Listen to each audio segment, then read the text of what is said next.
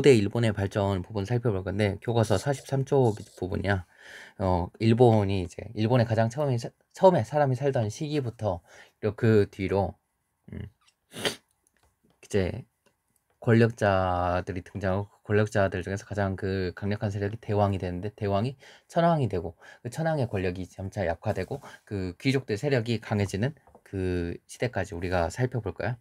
일본 열도에서는 이제 그 보면은 사람이 가장 오래된 유적이 7만 년 전의 유적이라고 하는데 어, 그렇다고 일본 사람들이 그러면은 그 7만 년 전에 처음 등장했으냐? 한반도에서는 70만 년 전에 처음 등장했었거든. 근데 그 봤을 때는 그 그래서 그 일본에서는 이 한반도보다 그 오래된 유적의 사람들이 나오게 하는데 굉장히 좀 신경을 썼던 것 같아. 찾았었지만 뭐 그래서 뭐 때론 조작을 하곤 했었지만 그 일본의 그서 오래된 사람이 살았던 가장 오래된 유적은 7만 년 전보다 더 거슬러 올라가지 않는 걸로 이제 확인되고 있어. 그렇다고 일본 역사가 뭐 7만 년 전에 시작됐다고 하기는 좀 어려운 것이 그보다 더 오래된 유적들은 얼마든지 이제 등장을 할 수가 있는 거지. 아직 땅속에 잠들어 있을 수도 있겠지. 아무튼 일본 열도에서는 그 원시인들이 살던 이제 이후에 조몬 시대에 접어들게 되는데 이 조몬 시대가 어떤 시대인지를 우리가 조몬 시대라고 불리는 이 시대의 유물을 통해서 그 시대 이름의 그 명칭과 생활상을 살펴보기로 하자. 자, 가운데 이게 토기야, 토기. 여러분들. 토기로 보이니? 토기보다는 약간 뭐 아무튼 뭐 제사하는 뭐 그런 걸로 보이지. 토기인데 토기를 보면은 불꽃 모양으로 이제 그 불꽃 모양을 나타내고 있지. 그리고 그 불꽃 안에 그 무늬를 보면은 막 새끼줄이 막 이렇게 막 사방에 이제 꼬여 있는 것처럼 이제 나타냈어. 새끼줄을 일본에서 이제 새끼줄 무늬를 띠고 있는데 이걸 일본에서 조몬이라고 불러. 그래서 이걸 조몬 토기라고 하고 이 조몬 토기가 쓰여진 시기를 조몬 시대라고 불러. 조몬 시대에는 이 토기뿐만 아니라 왼쪽이나 오른쪽에 보이는 이런 그 형태의 이런 형태를 지닌 그 토우 흙 인형들도 등장을 하게 되는데 여러분 이 흙 인형들은 대체 무엇을 하려고 이것을 만들었을지 한번 상상해봐. 그 상상한 그 여러분들의 생각들을 채팅창 같은데 언제든지 바로 딱 칠 수 있도록 해봐요. 그 불꽃 토기는 왜 이제 이런 불꽃 모양으로 만들었을까? 왜 하필 그랬을까? 여러분들도 한번 생각해보면 좋을 것 같아. 자, 일본 최초의 그 어떻게 보면은 어 일본의 본격적인 시대인 조몬 시대를 거쳐가지고 그 다음엔 야요이 시대가 이제 전개되는데 야요이 시대라고 하는 건 이 시대의 그 유물 중에 중요한 것들이 도쿄 근처에 그 야요이라고 하는 곳에서 이제 발견돼서 야요이 시대라고 이제 얘기가 되고 있어. 그 야요이 시대의 유물을 볼 수 있는 대표적인 유적 중에 하나가 규슈의 그 요시노가리라고 하는 곳의 이제 유물인데 자 이곳의 유물을 여러분들 한번 봐보자. 여기 그 규슈에는 야요이 시대 유적의 그 복원된 마을 풍경과 그리고 거기서 발견된 유물들이야. 근데 일단 마을이 보이지? 가운데 마을에 이런 것들이 보이지. 근데 이거 뭐니? 망루 같은 것들로 보이지? 이런 것들이 왜 있을까? 그 마을 주변에는 자 뭐 이런 것들이 쳐져 있어요. 좀 더 확대했을 땐 이런 것들 대체 뭐가니 얘들아? 이건 뭐하니? 도랑 같지? 그리고 도랑 위에는 뭐 나무로 이제 기둥 같은 걸 세워놨었는데 그리고 또 그 안쪽에는 나무 울타리가 또 있지. 왜 만들었을까요, 여러분들? 뭐 같아? 채팅으로도 한번 남기고 해봐. 뭔가 지키기 위한, 방어하기 위한 것이었을지, 그렇다면 이 시기엔 어떤 것들이 있었을까? 단순히 이게 동물만을 막기 위한 것이었을까? 사람들을 막기 위한 것들로 보이지. 굉장히 이제 촘촘하고 잘 짜여져 있었지. 마을과 마을 간에 이 마을뿐만 아니라 다른 마을과의 전쟁이 이제 끊임없이 일어났다는 걸. 그래서 그 다른 마을의 침략을 막기 위해 이런 걸 세웠다는 걸 우리가 살펴볼 수가 있겠지. 그 밖에 보면은 이런 것들이 보여 얘들아. 뭐 가운데 이거는 뭐 농사짓는 이제 그 마을 풍경을 이제 복원한 걸로 보이는데 자 오늘 이거 많이 봤던 유물이지. 중학교 때부터 여러분들이 교과서 봤을 때 반달돌칼이잖아. 반달돌칼 하면 뭐를 베는데 쓰는 거랬어. 농작물 중에서도 벼를 베는 데 쓰는 유물이라 했지. 자, 이게 등장했다는 거. 이 야요이 시대에는 어떤 농사가 행해졌다는 것일까? 벼농사가 행해졌다고 여러분들 생각해 볼 수가 있겠지? 또 한편으로 청동검이 보여요. 근데 청동검 모양으로 생긴 이제 그 거푸집들이 발견되고 있어. 청동검을 만드는 그 틀이 이제 발견되고 있어. 그래서 어떤 걸 하실까? 청동검을 사용했는데 사용할 뿐만 아니라 청동검을 직접 만들어 썼다는 걸 우리가 알 수가 있겠지. 마을 간에 전쟁이 끊임없이 일어났고 벼농사를 지었고 그 밖에 이제 청동검을 사용했었고 그걸 통해서 이 시대가 그 벼농사가 이제 굉장히 발달했던 그 시기이고 청동기를 사용했다는 시기였다는 걸 우리가 알 수 있어. 야요이 시대의 이야기야. 이 청동검만 있었던 게 아니라 그 밖에 야요이 시대는 철로 된 검들도 같이 이제 그 사용을 하게 되는데 이걸 통해서 야요이 시대의 그는 벼농사가 이제 그 이루어졌었고 청동기와 철기가 동시에 사용됐었던 시대가 야요이 시대였다는 걸 우리가 이제 알 수가 있겠지. 그 뒤에 그 야요이 시대에서도 볼 수 있듯이 각지의 마을들이 생겼는데 이 마을들이 점점 커지게 되면 조그만한 나라 소국들이 출현하게 된단 말이야. 근데 이 소국들 중에서도 어떤 소국들은 주변 소국들을 정복하면서 좀 더 큰 소국으로 이제 발전을 하게 되겠지. 그리고 소국들을 거느리는 이제 강한 소국이 등장을 하게 되는데 그 3세기경에 등장하는 소국의 이제 명칭이 야마타이국이야. 자, 야마타이국. 야마타이국은 이제 대체 어떤 나라인지 우리가 좀 살펴볼 수 있도록 해보자. 다시 한번.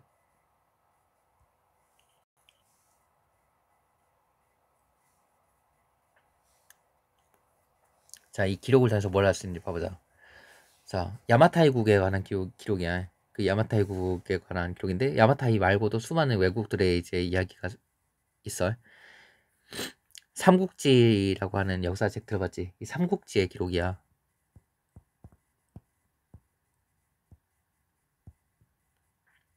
삼국지를 쓰려다가 뭐 잘 써지지가 않는구나. 아무튼 안 써서 사국지가 됐네. 아무튼 자, 웨이는 바다 가운데 그 섬에 살고 있는데 그 섬에 뭐가 있냐? 섬에 구급, 쉽게 말하면 그 나라의 이제 중심지가 있다는 거야. 옛날에는 나라가 이제 100여 개 정도의 나라가 있었는데 지금은 30여 개 나라가 있어가지고 여기서 이제 그 사신을 보내는 이게 중국 측 기록이니까 여기 사신을 보낸다고 하는 건 중국으로 보낸다는 그 내용이야. 자, 100여 개가 있던 소국들이 몇 개로 줄어드니 30개로 줄어들었지. 이걸 어떻게 해석할래? 여러분들 인구가 줄어든 걸로 볼래? 뭐 그렇게도 해석을 할 수가 있지. 또 어떻게 해석을 할 수가 있을까?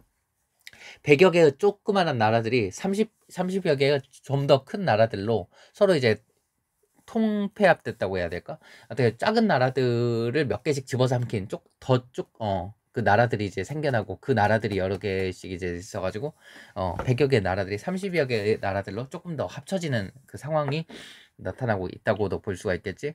자, 남쪽으로 가면은 오타네 야마타이국이 있는데 여왕이 여기에 도읍을 두었다고 했어요.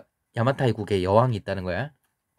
원래 이 나라는 남자가 왕이었었는데 7, 80년 후에 그 난이 일어나서 오랫동안 서로 함께 싸우다가 결국에는 남자들만 가지고 이제 그 너무 남자들 왕으로 세워가지고 전쟁하다가 안 되니까 야 그럼 이번에는 우리가 여자를 왕으로 세우면 어떨까 해서 그 여자를 왕으로 세우는 이름을 히미코라고 이제 했었다는 거야.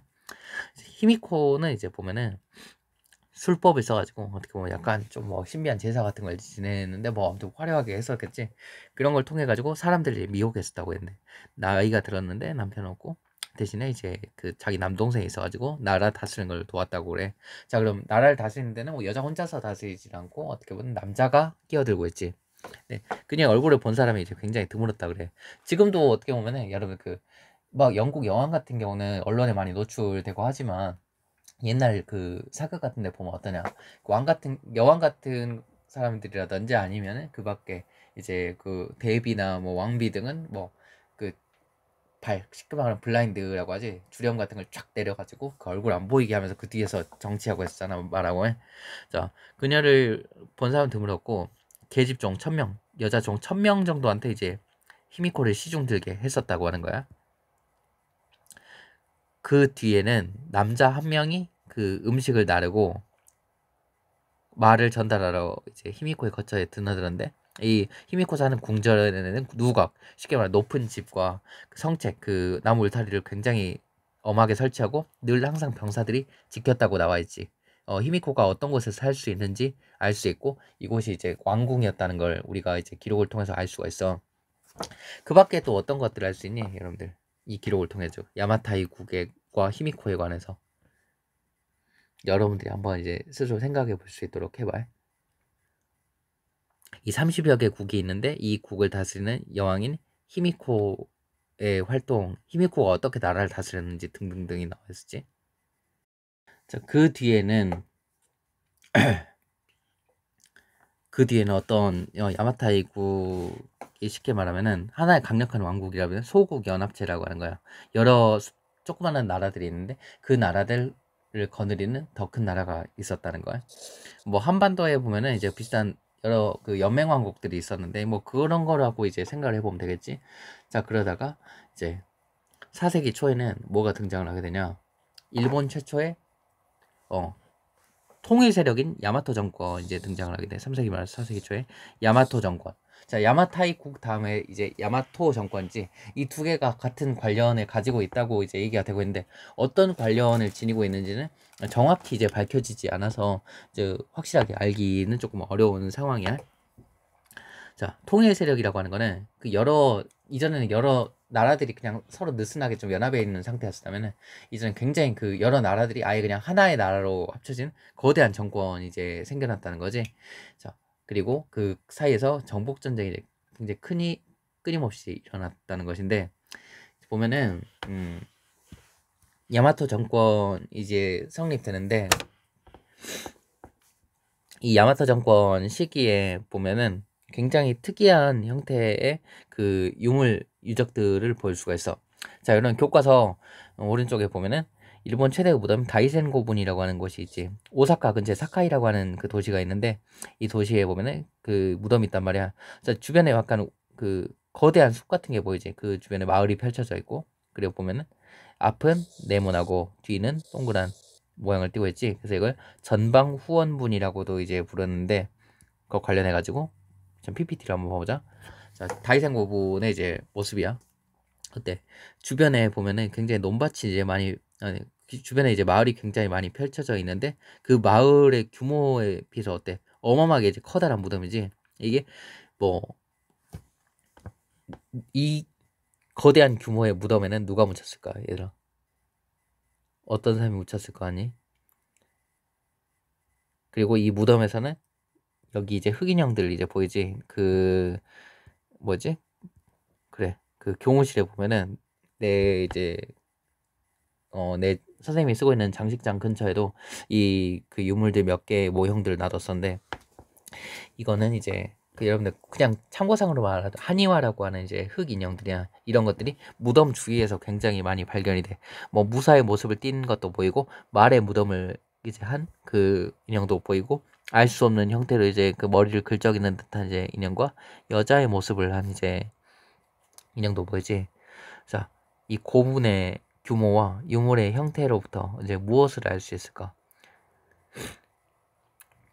당시 사람들이 이제 생활 모습을 알 수 있는데 뭐 말을 이제 사람들이 이제 그 활용했었고 말을 탔었고 굉장히 이제 뭐 갑옷 같은 걸 이제 입으면서 그 이런 갑옷을 입은 병사들이 전쟁을 벌였다는 걸 우리가 이제 알 수 있었겠지. 그리고 그 고분에서 이런 것들이 발견됐다는 거는 고분은 옛 무덤이잖아. 예서 이게 발견됐다는 거는 당시 사람들의 제사 방식을 우리가 이제 여러 가지로 알 수가 있겠지. 이 무덤의 규모가 크다는 거는 그만큼 거대한 무덤이 묻힐 정도로 여기에 묻힐 정도로 큰 권력자가 이제 등장했다는 걸 우리가 알 수가 있겠지. 그 야마토 정권의 성립 이래로 그 고분이 계속 나타나는 시대가 있어. 이거를 고분 시대라고 해. 자, 그러면은 일본의 시대는 이제 어떻게 이제 그 볼 수가 있겠니? 자, 조몬 시대, 그 다음에 야요이 시대, 그 다음에 고분 시대가 되지. 고분 시대. 이렇게 거대한 고분이 만들어지는 시대를 고분 시대라고 해. 고분 시대라고 해. 근데 고분 시대 그가 시작될 때쯤에 이제 등장하는 국가가 뭐 야마타이국 그 뒤를 이어가지고 야마토 정권이라고 하는 거지. 그 야마토 정권이 이제 야마토 정권이 등장한 이후로부터 그 고분이 계속 만들어지는 시기를 고분 시대라고 불러요. 야마토 시대라고는 이제 잘 안 하고 이렇게 시대를 나누는 것 같아. 자, 야마토라고 하는 이름은 일본의 가장 오래된 그 나라 이름으로 이제 여겨져 가지고 그 뒤로부터는 이제 그 일본에서 자기 나라를 부를 때 야마토라고 이제 부르기도 하는 그 모습들이 나타나고 있어. 그러다가 6세기쯤이 되면은 이런 고분들이 뭐 만들어지기도 하지만 새로운 이제 문화가 시작돼. 자, 한반도로부터 불교가 전래되는 거야. 한반도에서 나오는 이제 새로운 종교 불교가 전래되는 백제로부터 이제 일본이 불교를 받아들인 걸로 돼 있었지. 그 중에서 그 과정에서 이제 일본에서 이제 불교를 수용하면서 굉장히 이제 문화를 발전시켰던 인물 중에 쇼토쿠 태자라고 하는 이제 인물이 등장한단 말이야. 이 사람은 당시 뭐냐면은 태자인데 권력에 났어. 당시 지배자가 일본의 그 여왕이었어요. 스이코 천황이라고 하는 그 여왕이었었기 때문에 일본이 그 당시 이제 남자였던 쇼토쿠 태자가 대신 이제 정치를 했었던 거거든. 자, 그때 이 쇼토쿠 태자의 활동을 바탕으로 일본 최초의 불교 문화인 아스카 문화가 이제 발전을 하게 돼. 아스카라고 하는 지역에서 발전했기 때문에 이제 아스카 문화라고 하는 건데, 여기도 뭐 교토 그 오사카라든지 뭐 교토 근처에 있는 지역 중에 하나야. 이 사람이 이제 쇼토쿠 태자인데 옆에 있는 사람들은 그 여인들이 아니라 쇼토쿠 태자의 그 두 아들들이라고 하더라고. 근데 보면은 부처도 이런 식으로 나타나지. 옆에 두 명의 보살을 거느리고 나타나잖아. 쇼토쿠 태자를 이렇게 표현한 것은 어떻게 하려고 했을까? 쇼토쿠 태자가 곧 부처다라고 하는 식으로 보이기 위해서 이런 식으로 이제 그 표현한 것은 아니었을까 싶어. 그 밖에 이제 아스카 문화는 그 불교를 받아들이면서 발달한 문화였었잖아. 그러다 보니까 불교 건축들이 굉장히 이제 많이 지어지게 되고, 뒤에 보면 이게 여기에 이제 호류지라고 하는 이제 절이 이게 호류지라고 하는 절의 풍경인데, 이 뒤에 있는 5층 목탑이 있어. 근데 이 목탑의 구성 요소 중에 일부가, 목탑 전체는 아니지만 목탑의 그 나무 일부가 뭐 굉장히 뭐 600년대로 이제 뭐 거슬러 올라간다는 얘기가 있어가지고, 이게 세계에서 가장 오래된 그 목탑이라고 해. 1300년 정도 전의 것이지. 그 탑 전체는 아니지만 탑의 일부가 가장 그렇게 탑의 일부분이 그렇게 뭐 1300년 전에 1400년 전의 것이라 해가지고 일본에서 이거 세계 최고의 목탑으로 굉장히 이제 밀고 있지. 물론 유네스코 세계문화유산으로 취급되고 있고, 뭐 불상 같은 것들이라든지 불경이 굉장히 많이 들어온 시기가 이 시기이기도 하지. 당시 이제 사람들 복장을 이제 알 수 있는 것이고, 자, 여기가 이제 아스카, 여기서 이렇게 해서 발달한 불교 문화가 아스카 문화라고 하는 것이야.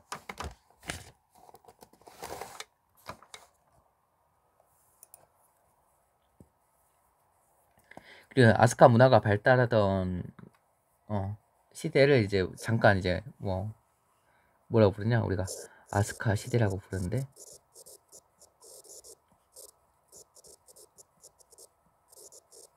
아스카 문화라고 부르지.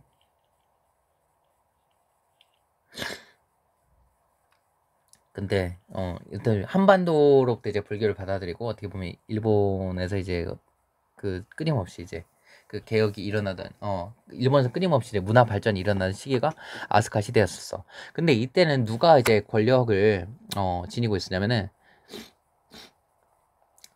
귀족들이 이제 권력을 쥐고 있었단 말이야. 귀족들 중에서도 그 백제 쪽에서 건너왔다고 하는 소가씨라고 하는 이제 귀족이 천황보다도 이제 굉장히 큰 권력을 휘두르고, 뭐 천황이 말 안 들으면 막 천황 죽여버리고 새로 천황 세우고, 그 자기 딸들을 이제 천황하고 혼인시켜가지고, 그 천황하고 혼인시켜가지고 그 사이에서 누가 나오겠냐? 뭐 태자가 나오겠지. 태자는 이 태자가 막 그 천황의 자리를 이어받을 수 있도록 굉장히 그 영향력을 끼치는 소가씨라고 하는 그 귀족이 있었단 말이야. 그러다가 그 여기에 반대하는 몇몇 황족들이라든지 그 소가씨에 이제 반발하는 또 다른 귀족들이 있었을 거 아니야. 이들이 이제 힘을 합쳐가지고 그 소가씨의 그 지도자였던 소가노 이루카를 이제 죽여버리게 되는 사건이 일어나겠지. 을사의 변이라고도 불리는 사건이고 또 다이카게 신이라고도 이제 불리는 사건인데, 자 오른쪽에 보면은 그 굉장히 저 무시무시한 이제 장면들이 나타나고지. 오른쪽에 있는 그 칼을 휘두르는 사람이 나카노의 황자라고 해가지고 그 천황의 이제 아들 중에 한 명이고, 그 사람 칼을 휘둘러가지고 소가씨 일족의 우두머리에 목을 베고 있는 모습이야. 갑자기 습격해가지고 죽이는 거지. 자 왼쪽은 소가씨 그 지배자 중 한 명이었던 소가노 우마코의 이제 무덤인데, 무덤이 이제 규모가 어떤 거냐, 주변에 사람이 없어가지고 여러분들 비교하기 좀 어렵겠지만 이 무덤만 덩그러니 남아있다기보다는 원래 이제 여기에 고인돌 같지, 맞지? 근데 이게 그냥 이게 무덤의 완성이 아니라 여기에는 원래 더 이제 뭐 무덤이 이제 뭐 덮고 있었을 것이다, 뭐 흙이 덮고 있었을 것이다 라고 얘기를 하게 돼. 아무튼 다이카 개신이 645년에 일어나서 대호족이었던 소가시를 멸망시키고, 그 호족들이 막 그 전까지는 권력을 막 휘두르고 있었다가 왕 중심으로 이제 권력을 이제 집중시키게 되는 중앙 집권이 본격적으로 추진되게 돼. 이것을 우리가 다이카 개신이라고 불러. 다이카 개신. 자, 다이카 개신 이후에 천황의 권력이 점점 더 강화되게 되면서 이런 그 이전부터도 마찬가지지만 특히 이런 이제 작업들이 많이 이루어지게 되지. 그 일본의 지배자인 천황이 그 쉽게 말하는 태양신의 이제 자손이고, 그러면서 일본은 태양신의 자손이고 그 태양의 후손이라고 하는 생각들이 자리 잡게 되고, 나라 이름도 해가 떠오르는 곳이라 해가지고 일본이라고 하는 그 국호가 이제 등장을 하게 돼. 또 한편으로는 이제 천황이라고 하는 칭호가 드디어 등장을 하게 된단 말이야. 자, 아까까지만 해도 그럼 일본 지배자 천황이었었는데 그럼 천황이 아니었었냐? 아니었어. 그 다이카 개신이 일어나기 전까지는 그 일본 지배자의 이름은 다른 거였어. 막 왕, 대왕, 대군 이렇게 불렸었어. 그 관련해가지고 우리가 잠깐 그 화면들을 살펴보기로 하자. 자, 일본은 원래 국호가 뭐였으냐, 야마타이, 야마토 뭐 그렇게 불리고 했잖아. 이걸 또 한자로 나타내면 왜라고도 이제 나타냈었는데, 그래서 지금도 이제 일본을 가리키는 표현인데 일본에서 별로 좋아하는 표현은 아니지. 왜라고 하는 국호였었는데 다이카 개신 이후에는 점점 천황의 권력이 세지면서 일본이라고 하는 국호가 이제 등장을 하게 돼. 일본은 뭐 니혼이라고 하는데, 자 그 굉장히 이제 일본이라고 하는 국호가 등장하는 기록 중에 하나야. 굉장히 오래된 기록 중에 하나지. 뭐 1200, 300년 전에 이제 그 비석에서 발견된 일본이라고 하는 그 국호야. 지금도 보면은 일본이라고 하는 국호가 아마도 이제 가장 오랫동안 이어져 온 국호 중에 하나로 이제 우리가 살펴볼 수가 있겠지. 그 밖에 천황 칭호가 사용되는데, 원래 그 일본의 이제 그 지배자는 뭐 왕, 뭐 대왕 이렇게 불렸었다가 다이카 개신 이후에는 천황이라고 이제 불렀어. 뭐 옛날에는 스메라미코토라고 하는 이제 이름으로 불렸다가 지금은 덴노라고 하는 이름으로 불리고 있지. 그리고 이 오른쪽에 있는 사진은 아마도 가장 먼저 천황 칭호를 사용했을 걸로 여겨지는 태무천황의 이제 무덤이야. 그 태무천황의 부인이 지토천황인데 그 지토천황과 같이 묻혀 있는 무덤이 이제 이 무덤인 거고, 그것이 잘 안 써지는 것 같은데.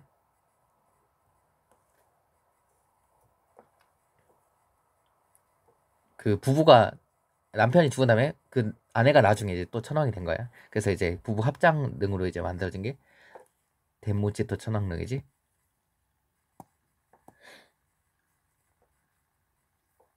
다이카 개신 이제 살펴봤을 거야. 그러다가 이제 또 어떤 상황이 벌어지게 되냐.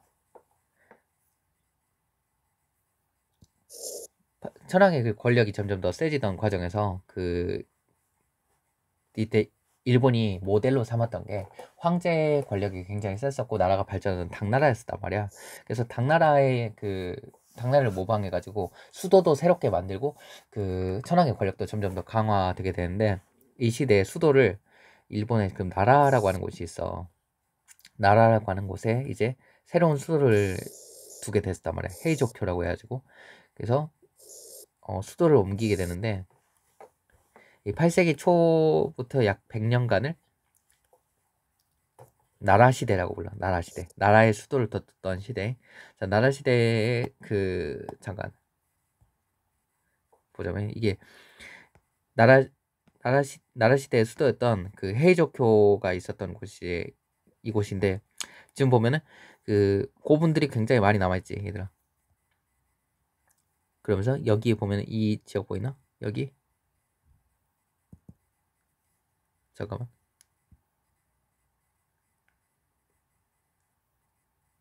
이게 그 왼쪽에 보면은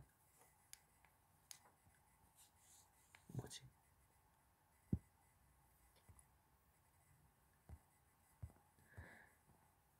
아무튼 그 왼쪽에 보면은 그 굉장히 그 바둑판식으로 잘 구획된 구역이 보이잖아. 가운데쯤에, 왼쪽 가운데쯤에. 여기가 나라 시대 그 왕궁 유적이야. 그 나라 시대에는 아까 말했었지만 당나라를 모델로 삼았었다 했잖아. 그래가지고 당나라풍이 이제 굉장히 유행하게 되는데, 넘어가지려는 잠깐만.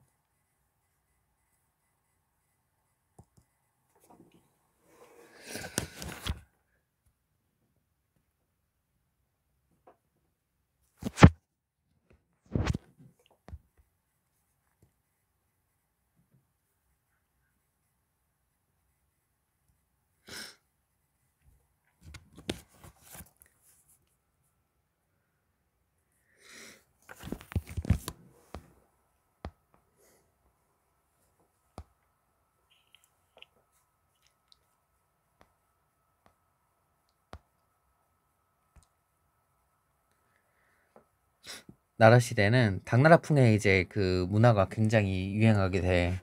당나라가 모델이었다 했잖아. 위에는 그 나라 시대의 일본 궁정의 이제 모습을 이제 그 재현한 건데, 자, 이 위에 있는 여인들과 관리들의 모습이 보이지? 이들의 모습이 누구랑 닮았냐? 당연히 당나라랑 굉장히 이제 유사하고, 어떤 점에서 비슷한지 봐봐.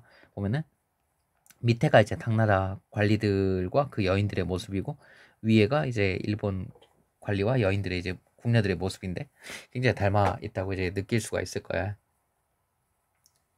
자, 이때는 당나라풍을 바탕으로 이제 일본을 그 개혁하던 시기라고 했었지. 한편으로는 당나라와 같이 강력한 황제권을 이제 목표로 했었고, 당나라에서도 이제 불교가 굉장히 융성했었기 때문에 그 대규모 사찰이 건립됐어. 도다이사와 같은 대규모 사찰이 건립됐었는데, 여러분 오른쪽에 보이는 절 이제 도다이사. 자, 이건 대규모 사찰이고, 여기에서는 커다란 이제 불상을 이제 모시게 되는데,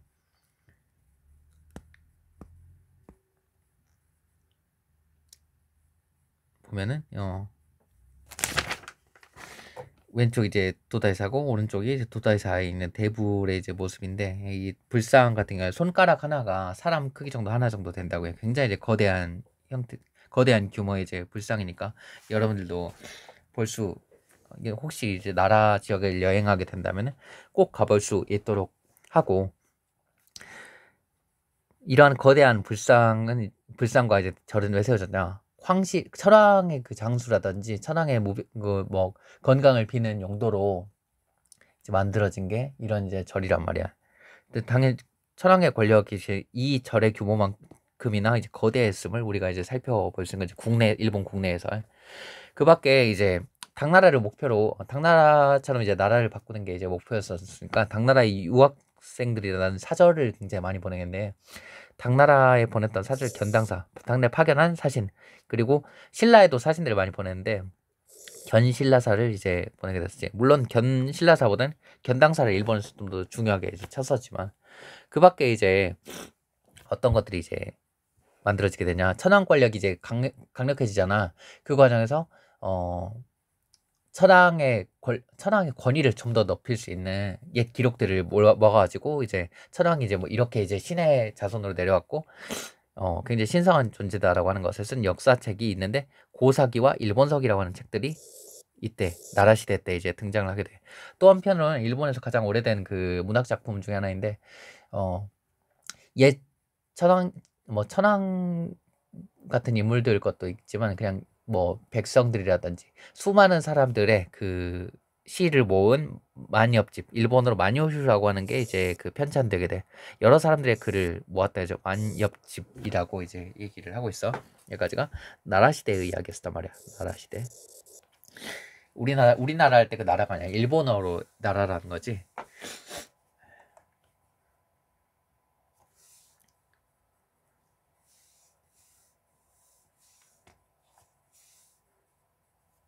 그러다가 8세기 말이 되면은 그 굉장히 이제 일본에서도 그 헤이조쿄의 나라가 헤이조쿄의 수도가 있었잖아. 헤이조쿄를 이제 그 세웠다고 했었잖아. 근데 헤이조쿄가 있었던 나라 지역이 굉장히 이제 어떻게 보면 막 그 흉흉한 일들이 많이 일어나요. 왕족들이 갑자기 막 병에 막 죽어간다든지 이런 것들도 나타나고 약간 뭐 벼락이 떨어진다든지 막 그 재난 같은 게 많이 일어나면서 땅을 옮겨야겠다라고 해. 그래서 헤이안쿄라고 하는 곳으로 옮기게 되는데 오늘날의 도쿄 지역이야. 헤이안이라고 하는 이름은 일본어로 평안을 뜻하는 건데 말 그대로 나라 시대에 새로 쓰었던 수도가 굉장히 이제 거의 혼란스러워졌기 때문에 평안을 바라는 이름에서도 이제 그 새로운 수도 이름을 헤이안으로 정하지 않았을까 이제 싶기도 해. 여기로 이제 수도를 옮기면서 헤이안 시대가 지속된데 나라 시대는 한 100년 정도 못 가는데 헤이안 시대는 400년 정도 이제 이어지게 돼. 굉장히 좀 길게 가는 편이었었지. 자, 그런 이후에 이 시기에는 어떤 이제 일들이 일어났었냐? 천황의 권력이 나라 시대까지는 굉장히 셌었는데 해안 시대에 접어들 무렵으로는 다시 이제 귀족들의 이제 힘이 굉장히 이제 세지게 된단 말이야. 그 과정에서 후지와라 집안이 굉장히 이제 그 크게 이제 일어나게 된단 말이야. 후지와라 집안은 옛날 다이카 게신 이제 그 일본에서 일어났을 때 다이카 게신을 일으켰었던 그 공신 집안이 이제 후지와라 집안인데 이 시기 이 후지와라 집안이 그 수백 년간 굉장히 좀 황실하고 이제 밀접해가지고 그 권력을 강화해 오다가 이제 이 헤이안 시대가 되면 이제 절대 권력을 이제 누리게 되는 거지. 그 후지와라 집안에서 옛날 소가시가 있었던 것처럼 자기 딸들을 막 그 천황 집안에 이제 그 시집 보낸다든지 이런 일들도 굉장히 많이 일어나고 대 토지를 거느리면서 수많은 노비들을 거느리면서 이제 그 권력을 누리게 되는데 후지와라 지방 같은 대귀족들이 거느리던 그 넓은 영토를 장원이라고 하지. 우리가 당나라 멸망할 때 그 균전제 망하니까 장원들이 이제 많이 들어섰다고 했었잖아. 자, 일본에서 장원의 바탕으로 귀족 세력이 굉장히 크게 이제 성장을 하게 됐었고 그런 이런 상황이었었어. 자, 귀족들의 대성장과 잠깐 우리가 그 사진을 봐보면은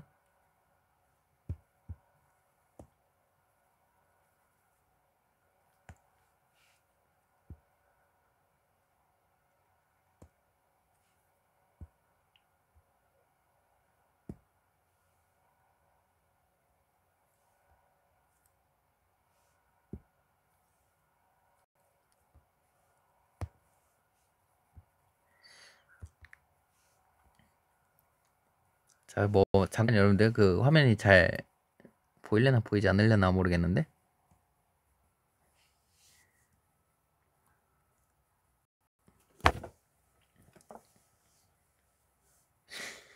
후지와라 집안에서 한마디로 그 아무튼 조정해서 멋대로 해주지 않는다고 막 그 수도인 헤이안에 이제 불을 질러버린 이제 헤이안 일부에 이제 응천문이라고 하는 그 성문이 있어. 여기다 불을 질러버리는 그 모습이 이 그림에 표현됐고 그걸 놀란 귀족들이 혼비백산한 듯이 이제 쳐다보고 있는 모습이지.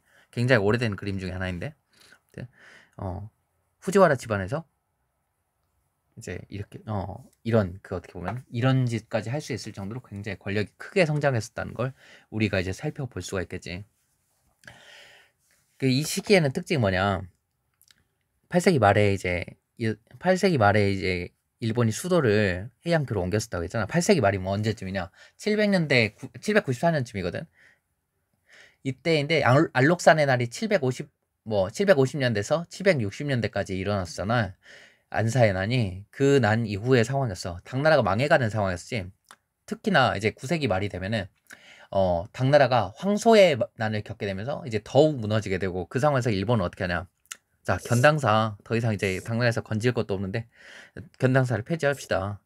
뭐 어떻게 보면은 그 노력만 낭비되고 그 당나라에서 더 이상 이제 우리가 배워갈 만한 것은 많지 않은 걸로 말해요. 이런 식으로 해서 견당사를 폐지를 해. 자, 견당사가 폐지가 됐다는 게 굉장히 중요한 그 계기가 되는데, 자, 당나라로부터 선진 문화를 받아들이는 창구였던 견당사를 스스로 이제 폐기했다는 거는 이제 누구의 문화가 강화되는 걸 볼 수 있을까? 당나라 문화가 점점 더 영향력이 줄어들고 일본 문화가 이제 점점 더 중요해지는 걸로 살펴볼 수가 있겠지. 그리고 그 당나라만 멸망할 뿐만 아니라 당시에 신라도 막 후삼국들이 이제 막 곳곳에서 이제 후삼국 시대가 지속되고 신라도 굉장히 이제 그 정치적으로 혼란해지던 시기였단 말이야. 일본 같은 경우에 이때 자기 고유의 문화를 굉장히 발달시키게 되는데 이때 나타난 문화를 국풍 문화라고 해. 국풍. 일본 사람들이 스스로 부르는 이제 명칭인데 국풍이라고 하면 자기 나라의 이제 그 문화, 자기 나라의 그 분위기라고 하는 뜻이지. 그러면은 국풍 문화는 어떻게 나타났었냐? 자, 한자의 형태를 바꿔가지고 뭐가 나타나면 가나라고 하는 게 이제 등장하게 돼. 가나. 음. 지금 일본에서 쓰는 히라가나와 가타가나라고 하는 그 글자가 있지. 잘 보면은 이게 한자의 모양을 띠고 있단 말이야. 그래서 일본어로 이제 아라고 하는 히라가나로 아라고 하는 거는 한자의 뭐 편안한 안자를 따가지고 이제 만들어진 글자이기도 하고 뭐 가타가나의 그 카라고 하는 글자는 한자의 힘력자라고 하는 것에서 이제 영향을 받아서 만들어진 것이기도 하고 아무튼 중국의 글자 모양을 빌렸지만 자기네 글자인 가나가 이제 만들어진 게 이제 헤이안 시대 국풍 문화의 특징 중에 하나였어. 여기가 이제 헤이안 시대였지. 그리고 그 밖에 이제 우리가 또 살펴보자면은 일본 고유의 시인 와카가 이제 등장을 하게 돼. 와카. 와는 일본을 뜻하는 뜻이야. 근데 카는 노래를 뜻하는 거죠. 일본의 노래, 와카라고 하는 게 이제 등장을 하게 되고, 그 밖에 이제 주택이나 관복 같은 데서도 원래는 당나라풍으로 이제 막 그 궁궐 만들고 사람들 옷을 입고 있는데, 일본 고유의 특색이 이제 나타나기 시작했던 게 이제 국풍 문화가 발전한 헤이안 시대였었어요. 자, 밑에 보면은, 어, 평등원 봉황당이라고 하는 그 일본의 이제 사원이 보이지? 묘도인이라고 이제 또 이제 불리는데, 일본어로 여기 보면은 이제 전형적인 일본식 건축의 이제 모습들이 나타나고 있어. 이게 왜 일본식인가 했을 때 글쎄 여러분들 그 건축적으로 좀 더 약간 얘기를 해보자면 길어지겠지만 갑자기 이제 그 정면에 이런 식으로 이제 그 옆구리 부분에 이제 노출시킨다든지 하는 그 양식이 전형적인 일본 성에서도 이제 볼 수 있게 되는 양식 중에 하나라고 할 수가 있겠지. 오늘은 이제 여기까지 살펴볼 거야.